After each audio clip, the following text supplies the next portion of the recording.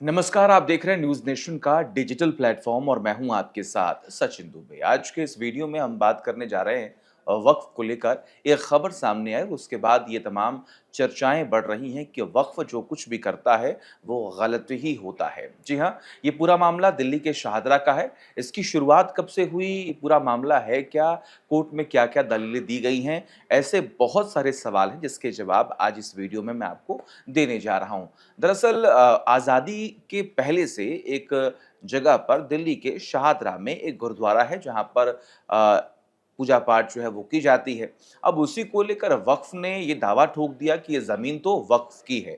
उसके बाद तमाम याचिका जो करता है वो कोर्ट का रुख करते हैं। कोर्ट में लगातार सुनवाई होती है। कई साल बीत जाने के बाद, तमाम चर्चाओं के बाद, तमाम दलील देने के बाद आज ये फैसला सामने आ चुका है कि आखिर इस सवाल का जवाब क्या है कि वो संपत्ति किसकी है, क्या वो संपत्ति वक्फ की है या फिर वो संपत्ति वक्फ की नहीं है। पहले आप ये समझ लीजिए कि वक्फ जो है आखिर उसको लेकर तमाम चर्चाएं किस बात को लेकर होती हैं। वक्फ में आखिर ऐसे कौन-कौन से बिंदु हैं जिसका विरोध हमेशा से होता रहा है और अभी हाल ही में वक्फ अधिनियम जो संशोधन अधिनियम था उसको लेकर भी तमाम चर्चाएं हुई जो कि लोकसभा, राज्यसभा में भी पास किया गया। उसमें क्या है? सबसे बड़ा मुद्दा ये है कि वक्फ जो लगातार इस बात का ज़िक्र करता है कि अगर मान लीजिए आपके पास कोई ज़मीन है, आपकी कोई ज़मीन है और वक्फ कहता है कि ये ज़मीन आपकी नहीं, ये ज़मीन तो हमारी है।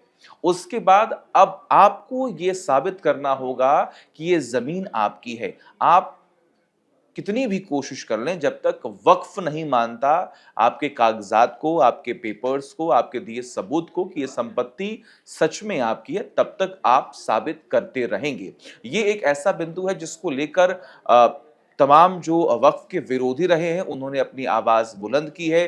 कई सारे सवाल खड़े किए गए, कई जगहों पर हमने देखा कि विरोध जो है वो भी लगातार बढ़ते चले गए थे। नारेबाज़ी हो रही थी, सवाल खड़े किए जा रहे थे कि आखिर वक्फ को बनाया ही क्यों गया? अगर वक्फ बना है तो और भी तमाम जो ऐसे धर्म हैं, उनमें भी ये तमाम चीज़ों का गठन जो है वो होना चाहिए। ऐसी तमाम कमिटियाँ जो है वो बननी चाहिए, जो आने वाले वक़्त में एक विशेष समुदाय के लिए काम कर सके। असल में वक़्फ में यही होता है कि अगर आपके पास कोई संपत्ति है, अगर आप उसे दान देना चाहते हैं, तो आप वक़्फ में वो दान दे सकते हैं। वो ज़मीन जो है एक विशेष समुदाय के विकास में या फिर उनके लिए उसका उपयोग हुआ, चाहे वहाँ पर मदरसा बना दीजिए, चाहे वहाँ पर मस्जिद बना दीजिए, चाहे वहाँ पर हॉस्पिटल बना दीजिए, चाहे पर वहाँ पर कोई एजुकेशन सेंटर बना दीजिए, उसका उपयोग होगा। इसीलिए वक्फ जो है वो बनाया गया। अब ये पूरा मसला है कि अब ज़रा इसको आप विस्तार से समझ लीजिए। दरअसल कि दिल्ली के शाहदरा में गुरुद्वारे पर दिल्ली वक्फ बोर्ड के दावे का मामला सुप्रीम कोर्ट ने खारिज कर दिया, क्योंकि इन्होंने रुख किया था सुप्रीम कोर्ट का। और सुप्रीम कोर्ट ने क्या तर्क दिया, अब इसके बारे में भी आप समझ लीजिए। जस्टिस संजय करोल की अध्यक्षता वाली बेंच में जस्टिस सतीश चंद्र शर्मा ने टिप्पणी करते हुए कहा कि आप जिस जगह पर दावे की बात कर रहे हैं वहां पर आजादी से पहले गुरुद्वारा था, तो आप इस बात को नकार दीजिए, आपको खुद पीछे हट जाना चाहिए। ये कहा गया दिल्ली वक्फ बोर्ड को। असल में हुआ क्या, अब इस बात को भी आप समझ लीजिए। याचिकाकर्ता जो हैं उनकी ओर से वरिष्ठ वकील संजय घोष ने तर्क देते हुए कहा कि मेरे जो दावे हैं वो निचली अदालतों में ये माना गया है कि जो वक्फ बोर्ड ने दावा किया है वो बिल्कुल सही है। हालांकि यानी कि वहां पर मस्जिद थी जो दावा बोर्ड ने किया था। अब हुआ क्या, हालांकि अब वहां पर एक तरह का गुरुद्वारा है, इस बात का जिक्र किया गया। इस पर जस्टिस शर्मा ने कहा कि किसी तरह का गुरुद्वारा नहीं, बल्कि उस गुरुद्वारे में लोग पूजा कई सालों से करते आ रहे हैं। आजादी से पहले वहां पर पूजा पाठ होती रही है। फिलहाल सुप्रीम कोर्ट ने याचिका को खारिज कर दिया है और इसी के साथ कोर्ट ने शाहदरा में एक संपत्ति पर दिल्ली वक्फ बोर्ड के दावे को वक्फ संपत्ति के रूप में स्वीकार करने से भी इनकार कर दिया। यही वो पूरा मामला है जिसको लेकर चर्चाएं हो रही हैं, क्योंकि वक्फ ने इसी जमीन पर, इसी गुरुद्वारे पर दावा किया था और कोर्ट ने उसे खारिज कर दिया। उनका यही कहना है साफ तौर पर कि अगर आजादी से पहले यहाँ पर गुरुद्वारा था तो आपको खुद पीछे हट जाना चाहिए। हालांकि उन्होंने भी किस आधार पर कहा, इसके बारे में भी आपको बताएंगे। देखिए, अदालत वक्फ बोर्ड द्वारा 2010 के दिल्ली हाईकोर्ट के आदेश को चुनौती देने वाली याचिका पर सुनवाई कर रहा था। ये मामला आज या कल का नहीं है, ये मामला बहुत साल पुराना मामला है, जिसके तहत संपत्ति पर दावा करने वाले वक्फ बोर्ड के मुकदमे को खारिज कर दिया गया था। यह विवाद 1980 के दशक का है। अब खुद सोचिए, जब दिल्ली वक्फ बोर्ड ने हीरा सिंह, जो कि अब इस दुनिया में नहीं है, उनके खिलाफ शाहदरा के एक गांव में एक संपत्ति पर कब्जे के लिए मुकदमा दायर किया गया था। अब यहां पर तमाम चर्चाओं के बीच इसमें दावा यह किया गया कि संपत्ति एक वक्फ संपत्ति थी और अनादि काल से इसका उपयोग वहां पर किया जा रहा था।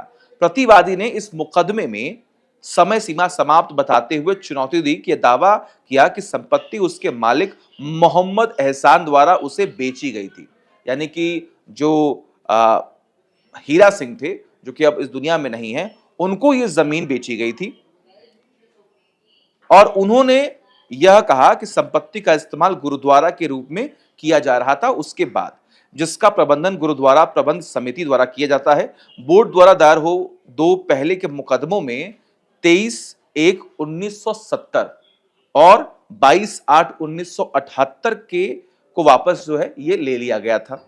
अब ट्रायल कोर्ट ने वक्फ बोर्ड के पक्ष में फैसला सुनाया और मुकदमे को खारिज कर दिया है। अब सोचिए इसका इंपैक्ट आने वाले वक्त में जो और भी केसेस होंगे उस पर कैसे पड़ने वाला है, क्योंकि चर्चाएं तो इसी बात की थी। अगर वक्फ बोर्ड दावा करता है किसी जमीन पर तो उसे साबित अगर आप कैसे कर सकते हैं? आपके पास पेपर है, उसके बावजूद भी वक्फ नहीं मानेगा तो आप ये साबित नहीं कर पाएंगे कि वो जमीन आपकी है। हालांकि कई बार चर्चाएं होती, तर्क दिए जाते हैं कि अगर मान लीजिए कभी ऐसा हुआ कि आपने किसी ऐसी प्रॉपर्टी पर आपने अपना हाथ रख दिया कि जो कि हिस्टोरिकल प्लेसेस है, तो आखिर वो कैसे सबूत पेश कर पाएंगे? ना उसके पेपर्स हैं, कोई भी अगर ऐसी पॉसिबिलिटीज ना हो पाए जिससे हम ये साबित कर पाए तो वक्फ उस पर अपना दावा ठोक सकता है। ये वक्फ का कई बार कहना है। अब देखिए, जो प्रथम अपीलीय अदालत है उनमें से 1989 में अपने निष्कर्षों का समर्थन किया और जब प्रतिवादी ने हाईकोर्ट के समक्ष दूसरी अपील की तो उसी वक्त मुकदमा खारिज कर दिया गया और कहा कि बोर्ड को यह साबित करने में विफल रहा है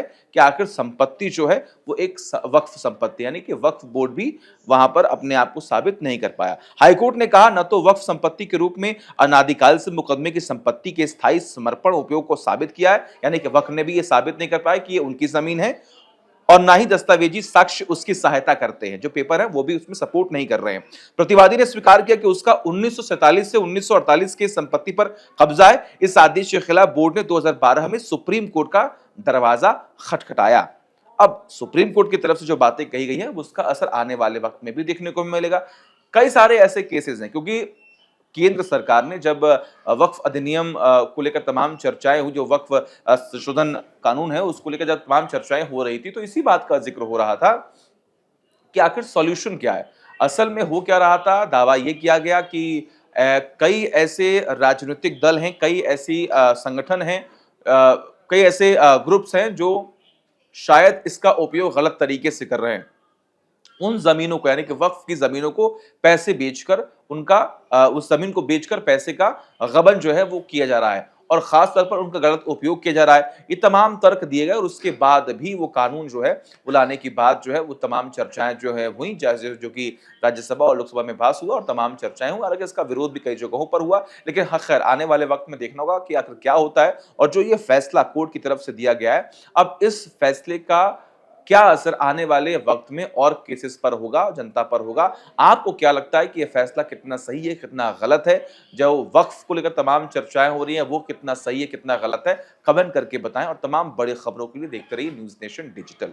जहां भक्ति है हर शब्द में, कथाओं में छिपे हैं दिव्य रहस्य और ज्योतिष देता है जीवन को दिशा। धर्म से जुड़ी हर बातों को जानने के लिए हमारे चैनल स्तुति को सब्सक्राइब करें। चैनल पर जाने के लिए इस लिंक पर क्लिक करें।